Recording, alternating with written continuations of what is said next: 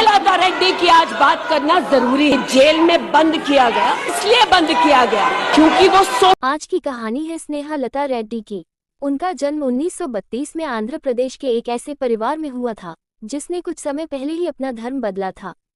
हालांकि वे ईसाई माहौल में पली बढ़ी, लेकिन उनकी कई पुरानी पीढ़ियां हिंदू परंपरा से जुड़ी रही थी।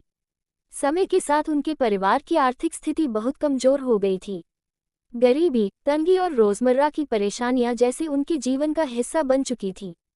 मुश्किलें लगातार बढ़ती गईं, लेकिन परिवार ने स्नेहा की पढ़ाई में कभी रुकावट नहीं आने दी।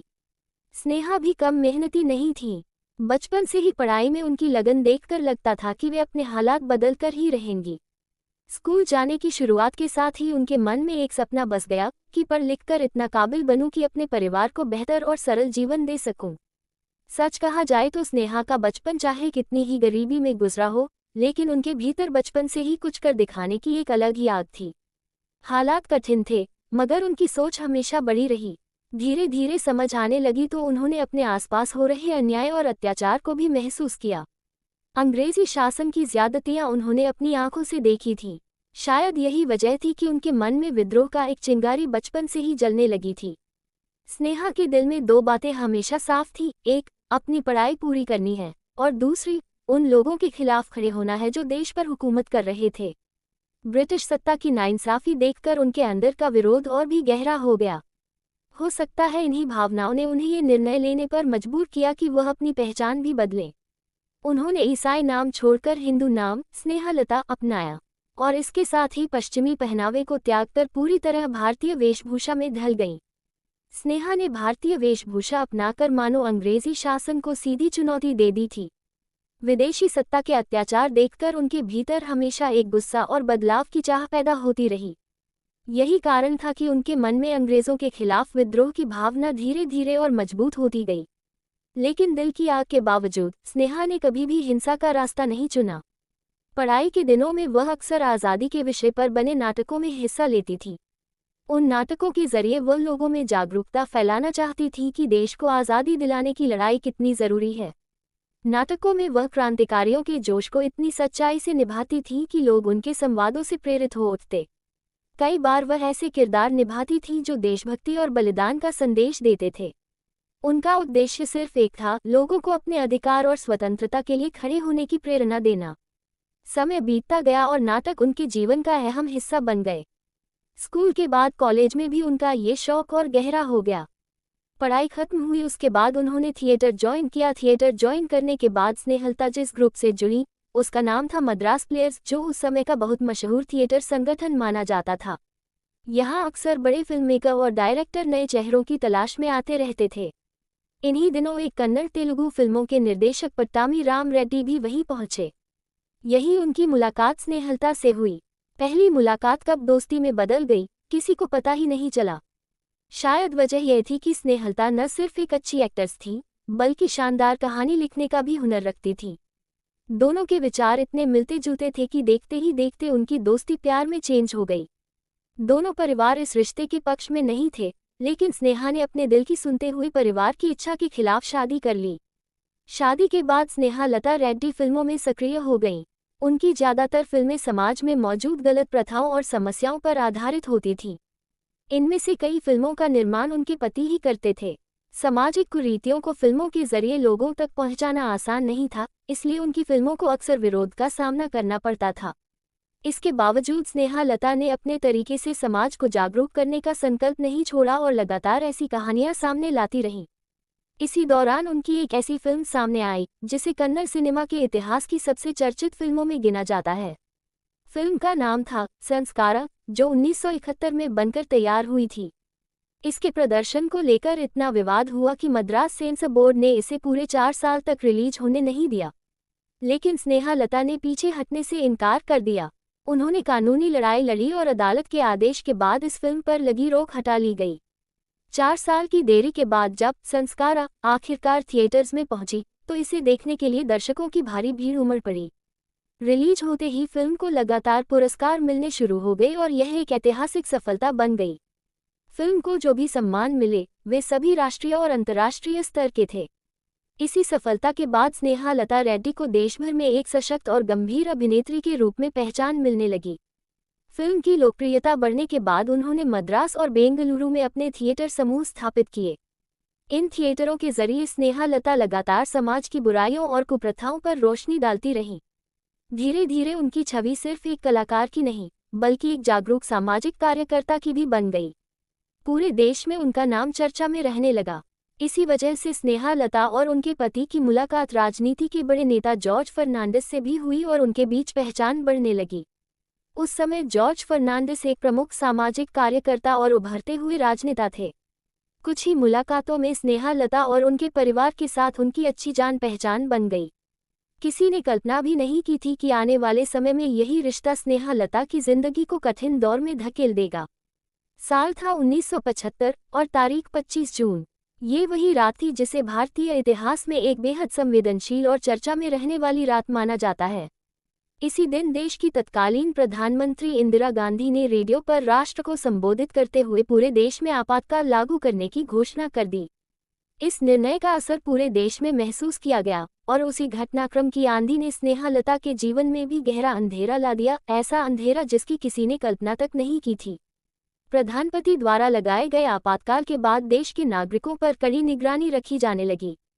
सरकार के खिलाफ बोलना सख्ती से प्रतिबंधित हो चुका था। राजनीतिक जगत से लेकर कला जगत तक कई बड़े और छोटे नामों को बिना देरी गिरफ्तार किया जा रहा था। इन्हीं लोगों में एक नाम जॉर्ज फर्नांडिस का भी था। वह उस समय सरकार के लिए सबसे बड़ी चुनौती माने जा रहे थे। हालात इतने कठोर थे कि किसी भी तरह उन्हें गिरफ्तार करने के आदेश जारी कर दिए गए थे। जॉर्ज फर्नांडिस को पकड़ने की इतनी कोशिश इसलिए भी हो रही थी क्योंकि आपातकाल से पहले उन्होंने रेलवे कर्मचारियों के हितों के लिए बड़े आंदोलन का नेतृत्व किया था। यह आंदोलन पूरे देश में सुर्खियों में रहा और इसी कारण वह सरकार की नज़र में प्रमुख विरोधी बन गए थे। उनकी बेटी के मुताबिक आपातकाल के दिनों में स्नेहा लता की एक मुलाकात उनके राजनीतिक मित्र जॉर्ज फर्नांडिस से हुई। इस मुलाकात में जॉर्ज ने स्नेहा लता को अपना पूरा प्लान समझाया कि वह इंदिरा गांधी सरकार के खिलाफ एक बड़ा मूवमेंट चलाने वाले हैं। कांग्रेस सरकार को सत्ता से हटाना है और इंदिरा राज का अंत करना है। लेकिन स्नेहा लता को जॉर्ज फर्नांडिस की यह योजना पसंद नहीं आई। वजह साफ थी, स्नेहा लता अहिंसा में विश्वास रखती थी, उन्हें जरा भी हिंसा पसंद नहीं थी, जबकि जॉर्ज की रणनीति में टकराव और टकराहट के संकेत साफ दिख रहे थे। इसी मतभेद की वजह से स्नेहा लता रेड्डी ने धीरे धीरे अपने आप को जॉर्ज फर्नांडिस से पूरी तरह अलग कर लिया। उधर सरकार हर हाल में जॉर्ज फर्नांडिस को गिरफ्तार करना चाहती थी और यह बात भी प्रशासन तक पहुंच चुकी थी कि स्नेहा लता रेड्डी और जॉर्ज फर्नांडिस एक दूसरे को जानते हैं। इसी वजह से जांच एजेंसियों ने स्नेहा लता पर भी नजर रखना शुरू कर दिया। आखिरकार हालात ऐसे बने कि जॉर्ज फर्नांडिस की तलाश में निकलने वाले अधिकारियों ने उनकी करीबी मानी जाने वाली स्नेहा लता को भी पकड़ने का निर्णय लिया। 27 अप्रैल 1976 की रात स्नेहा लता और उनके पति किसी काम से बेंगलुरु जाने की तैयारी में थे। किसी को अंदाजा नहीं था कि यही समय उनके जीवन में भारी मुसीबत लेकर आने वाला है। जब ये दोनों मद्रास पहुंचे, ठीक उसी समय बेंगलुरु में उनके घर पर पुलिस पहुंच चुकी थी। आने वाले घटनाक्रम ने उनकी जिंदगी को पूरी तरह बदलकर रख दिया। रात के सन्नाटे में अचानक दरवाजे पर जोर से दस्तक हुई। स्नेहा लता के बेटे ने घबराकर पूछा, कौन है? बाहर से आवाज आई, टेलीग्राम है सर। जैसे ही दरवाजा खोला गया, पुलिस के कर्मचारी अंदर ऐसे घुसे मानो किसी शिकार पर टूट पड़े हों। उन्होंने घर का हर कोना अस्त व्यस्त कर दिया। पूछताछ के नाम पर परिवार को पूरी रात बेहद परेशान किया गया। पुलिस बार बार कहती रही, सब चेक करो, कुछ तो मिलेगा, लेकिन सर यहाँ कुछ भी नहीं है। अगली सुबह जब स्नेहा लता रेड्डी घर लौट रही थी तो पुलिस पहले से ही उनके घर के पास तैनात थी। वह घर तक पहुंच भी नहीं पाई, रास्ते में ही उन्हें रोककर हिरासत में ले लिया गया। अधिकारियों ने कहा, बस थोड़ी सी पूछताछ करनी है, कुछ देर थाने चलना होगा। उनके पति को साफ निर्देश दे दिए गए, आप घर जाए, आगे की बात हम संभाल लेंगे। स्नेहा लता रेड्डी को उसी रात हिरासत में लेकर सीधे कोला हाउस पहुंचा दिया गया। उस रात वह घर वापस नहीं लौटी। उधर पूरा परिवार बेचैन था, किसी को पता ही नहीं चल पा रहा था कि आखिर स्नेहा लता के साथ क्या हो रहा है, उन्हें कहाँ रखा गया है। 3 रातें इसी तनाव में बीत गईं। उनके पति ने लगातार कोशिश की लेकिन किसी भी अधिकारी ने कोई स्पष्ट जानकारी देने से इनकार कर दिया। 3 दिनों की भारी चिंता के बाद आखिर यह पता चला कि स्नेहलता को एक बड़े मामले में मुख्य आरोपी बनाया गया है। उन पर आरोप लगाया गया कि वह संसद भवन और कुछ सरकारी दफ्तरों पर हमले की योजना में शामिल थी, जो कि उस समय सामने आए डायनामाइट केस का हिस्सा बताया जा रहा था। इसके साथ ही स्नेहलता रेड्डी पर मीसो एक्ट भी लगा दिया गया, एक ऐसा कड़ा कानून जिसके तहत आपातकाल के दौरान सरकार किसी व्यक्ति को बिना मुकदमे के लंबे समय तक हिरासत में रख सकती थी। उनके परिवार के लिए ये सब किसी डरावने सपने से कम नहीं था। स्नेहलता रेड्डी पर जो कार्रवाई हो रही थी, उसके पीछे असल उद्देश्य जॉर्ज फर्नांडिस के ठिकाने के बारे में जानकारी हासिल करना था।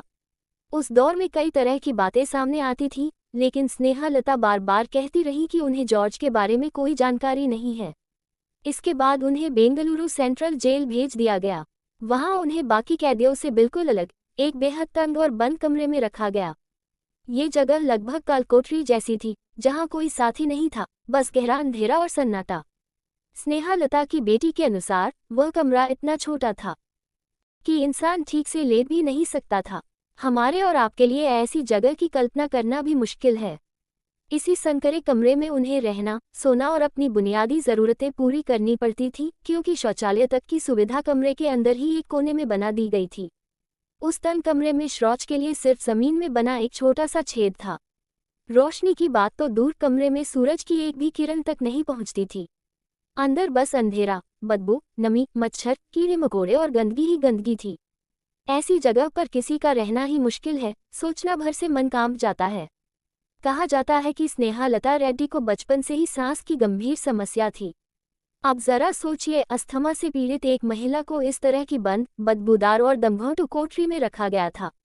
उन्हें उसी कमरे में रहना पड़ता, वही सोना पड़ता और ज़रूरतें भी उसी कोने में पूरी करनी पड़ती थी। एक ऐसी जिंदगी जिसे देखकर कोई भी कह दे, ये इंसानों के लिए नहीं, ये तो किसी सज़ा से भी बढ़कर है। और सबसे दर्दनाक बात, स्नेहलता उस समय निर्दोष थी, फिर भी हालात ऐसे बन गए थे कि उन्हें अपराधी जैसा जीवन झेलना पड़ा। जेल में एक ऐसा कमरा भी था जिसे कैदियों को तोड़ने के लिए इस्तेमाल किया जाता था। स्नेहलता रेड्डी को भी बार बार वहीं ले जाकर घंटों तक कठोर पूछताछ की जाती। अगर स्नेहा मना करती तो उनके कपड़े फाड़ दिए जाते, उसे पीटा जाता और जबरन सभी के सामने उन्हें नंगा रखा जाता। उन रातों को क्रूरता भी अपने आप में डरने लगी होगी। उन पर मानसिक और शारीरिक दोनों तरह का दबाव बनाया जाता। उन्हें बेहद खराब खाना दिया जाता, आराम का कोई मौका नहीं मिलता और हर पल सिर्फ एक ही सवाल, जॉर्ज फर्नांडिस कहाँ हैं? स्नेहलता हर बार रोते हुए यही कहती, मुझे सच में कुछ नहीं पता। लेकिन शायद उनकी सजा सिर्फ इतनी थी कि वह एक ऐसे इंसान की दोस्त थी जिसे सत्ता पसंद नहीं करती थी। वह चाहे कितना भी समझाती, उनके जवाब किसी को सुनाई ही नहीं देते थे। स्नेहलता रेड्डी की पुकार उस समय की बेरहम सरकार तक कभी नहीं पहुंची। सरकार का संदेश साफ था, जो भी हमारे खिलाफ बोलेगा उसका दम घोंट दिया जाएगा। स्नेहलता को रोज ऐसी यातनाओं का सामना करना पड़ता जिन्हें सुनकर ही रूह कांप जाए। उनके लिए हर दिन एक नई परीक्षा थी और हर रात एक नया डर। उसी जेल में उस दौर के बड़े नेता लाल कृष्ण आडवाणी और अटल बिहारी वाजपेयी भी बंद थे। रात गहरी होते ही वे सब एक ही आवाज सुनते थे, एक महिला की दर्द भरी चीखें, इतनी भयावह कि उन्हें सुनकर अनुभवी नेताओं के भी चेहरे पर डर साफ दिखने लगता। कुछ समय बाद उन्हें पता चला कि वह चीख स्नेहलता रेड्डी की थी। स्नेहलता रेड्डी जी ने अपने कैद के दौरान अपने दर्दनाक अनुभवों को कागज के पन्नों में दर्ज किया। बाद में इन्हीं पन्नों को कर्नाटक मानवाधिकार आयोग ने ए प्रिजन डायरी के नाम से प्रकाशित किया। उन डायरी में लिखा था, ये वह जगह है जहां इंसान भी इंसान नहीं रह जाता, इतना जुल्म, इतनी यातनाएं। इन सब ने स्नेहलता को मानसिक और शारीरिक रूप से तोड़कर रख दिया। अस्थमा की बीमारी पहले से थी और जेल की घुटन ने उनकी तकलीफ को 4 गुना बढ़ा दिया। अब तो ऐसा लगता था कि मौत ही शायद दर्द का आखिरी इलाज है। स्नेहलता रोज दुआ करती, कौन सा ऐसा दिन होगा जब इस नरक से मुक्ति मिले, चाहे वो मुक्ति मौत से ही क्यों ना आए। लेकिन दुर्भाग्य से बीमारी बढ़ती गई और जेल प्रशासन ने उनकी हालत पर कोई ध्यान नहीं दिया। निर्दयी जेल अधिकारियों ने स्वास्थ्य से जुड़ी सारी जरूरतों को नजरअंदाज कर दिया। इधर उनका पूरा परिवार इस चिंता में दिन रात व्याकुल था कि आखिर कब तक स्नेहलता को जेल में रखा जाएगा, कब आएगा वो दिन जब स्नेहलता अपने घर लौटेगी। कोई कुछ नहीं कह पा रहा था, बस एक दूसरे को दिलासा देते देते पूरे 8 महीने बीत गए। इन्हीं दिनों एक दिन अचानक घर में एक अनजान फोन आया। फोन उनकी बेटी नंदा रेड्डी ने उठाया। अगली आवाज उनकी मां स्नेहलता की थी। नंदा आज भी कहती हैं, उस पल का सदमा मैं कभी नहीं भूल सकती। आज भी वह सब सोचकर मेरा दिल जोर से धड़कने लगता है। फोन पर उनकी मां ने कहा, बेटी आज मुझे ये लोग हॉस्पिटल लाए हैं, तुम मिलने आओगी क्या? फोन पर मां की आवाज सुनकर नंदा रेड्डी कुछ समझ ही नहीं पाए। बस इतना समझ आया कि कुछ बहुत बुरा हो चुका है। फोन रखते ही नंदा फूट फूट कर रोने लगी। शायद जिंदगी में पहली बार उसने इतना रोया था। भागती दौड़ती वह विक्टोरिया हॉस्पिटल पहुंच गई। जैसे ही उसने अपनी मां को देखा, नंदा उनके गले लगकर फूट पड़ी और उधर स्नेहलता ने भी अपनी बेटी को कसकर पकड़ लिया। बार बार उसके बालों को सहलाती रहीं, चूमती रहीं, जैसे महीनों से टूटे दिल को पहली बार सहारा मिला हो। नंदा भी मां को ऐसे पकड़े रही जैसे अब कभी छोड़ ही नहीं सकती। पर यह पल ज्यादा देर टिक नहीं पाया। अचानक एक पुलिस सिपाही आया और बोला, अब बाहर जाओ, तुम्हारा समय खत्म हो गया है। हॉस्पिटल सिर्फ टेम्पररी दवाएं देने के लिए था। दवाएं देने के बाद स्नेहलता रेड्डी को फिर से पुलिस वैन में डाल दिया गया। स्नेहलता रेड्डी को पकड़कर वैन में डाल दिया गया और फिर उन्हें सीधे जेल ले जाया गया। जेल में रहते रहते उनका शरीर बेहद कमजोर हो गया। ऐसा लगता था जैसे केवल हड्डियों पर हल्की सी त्वचा बची हो। अस्थमा भी बुरी तरह बढ़ गया था और सांस लेना उनके लिए हर दिन मुश्किल होता जा रहा था। उनकी हालत लगातार गिरती देख प्रशासन ने आखिरकार कुछ समय के लिए उन्हें पैरोल पर छोड़ने का फैसला किया। 15 जनवरी 1977 को वे घर लौट आईं, लेकिन उनका मन अब भी डर से भरा हुआ था। जेल में जो कठोरता उन्होंने झेली थी, उसने उनके अंदर इतनी गहरी छाप छोड़ दी कि घर आने के बाद भी उन्हें हमेशा ये भय बना रहता था कि कहीं फिर से उन्हें उसी यातना भरी जगह में वापस न भेज दिया जाए। जेल की अमानवीय यातनाओं की यादें स्नेहलता रेड्डी को भीतर तक तोड़ चुकी थी। रिहा होने के कुछ ही दिन बाद 20 जनवरी 1977 को उनकी हालत अचानक और बिगड़ गई और कुछ ही दिनों में उन्होंने इस दुनिया को अलविदा कह दिया। उनकी जिंदगी का आखिरी अध्याय दर्द से भरा था, मानो इतिहास पर खून की लकीरें खींच गई हों। कम से कम अब स्नेहलता रेड्डी उस क्रूर दुनिया की पीड़ा से मुक्त हो चुकी थी। सबसे दुख की बात यह रही कि पुलिस के पास उनके खिलाफ कोई ठोस सबूत कभी मिला ही नहीं। फिर भी उन्हें 8 महीनों तक ऐसी यातनाएं सहनी पड़ी जो अक्सर आतंकवादियों को दी जाती हैं। इतनी बड़ी अभिनेत्री, लेखिका और समाजसेवी होकर भी उन्हें कैद में अपमान, दर्द और प्रताड़ना झेलनी पड़ी। आज भी उनकी बेटी नंदा रेड्डी जब अपनी मां के साथ हुई बर्बरता को याद करती है, तो उनकी रूह कांप उठती है कि एक इंसान के साथ इतना अन्याय कैसे हो सकता है। नंदा रेड्डी आज भी मानती है कि उनकी मां के साथ जो हुआ, वह सत्ता के उस दौर की कठोरता का नतीजा था। उनके मन में हमेशा ये सवाल उठा रहता है, निहत्थे लोगों पर पुलिस इतनी बर्बर कार्रवाई कैसे कर सकती है। एक सोशल एक्टिविस्ट होने के नाते जब भी नंदा अपनी मां की यादों पर बात करती हैं, उनकी आंखें भर आती हैं। अपने लेखों में वे बार बार लिखती हैं कि उनकी मां की मौत प्राकृतिक नहीं थी, बल्कि उस समय की राजनीतिक परिस्थितियों ने उन्हें ये दुखद अंत दिया। नंदा का मानना है कि इमरजेंसी के दौरान सत्ता को बचाने और विरोध को दबाने के लिए ऐसे कई फैसले लिए गए, जिनसे देशभर में अनगिनत लोग जेलों में ठूंस दिए गए। स्नेहलता रेड्डी भी उन्हीं लोगों में शामिल थीं, जिन्हें हालात की मार सहनी पड़ी और जिन्होंने अपने जीवन का सबसे कठिन समय सिर्फ इसलिए झेला क्योंकि वे उस दौर में एक आवाज़ थीं। इसी वजह से बहुत लोग स्नेहलता रेड्डी को आपातकाल दौर की पहली कुर्बानी भी कहते हैं।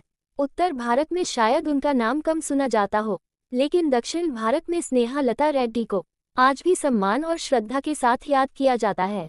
कई लोग उन्हें एक ऐसी महिला के रूप में देखते हैं जिसने अन्याय के खिलाफ आवाज उठाते हुए अपनी जान गंवाई। अब आप ही बताइए, क्या आपने कभी इस अदाकारा का नाम सुना था? क्या आपको पता था कि एक कलाकार पर इतनी बेरहमी भी ढाई जा सकती है? अगर नहीं सुना था तो कमेंट में ज़रूर लिखिएगा। और अगर यह कहानी आपने पहली बार हमारे वीडियो के जरिए जानी, तो हमें ये भी बताएगा कि आपको यह वीडियो कैसा लगा।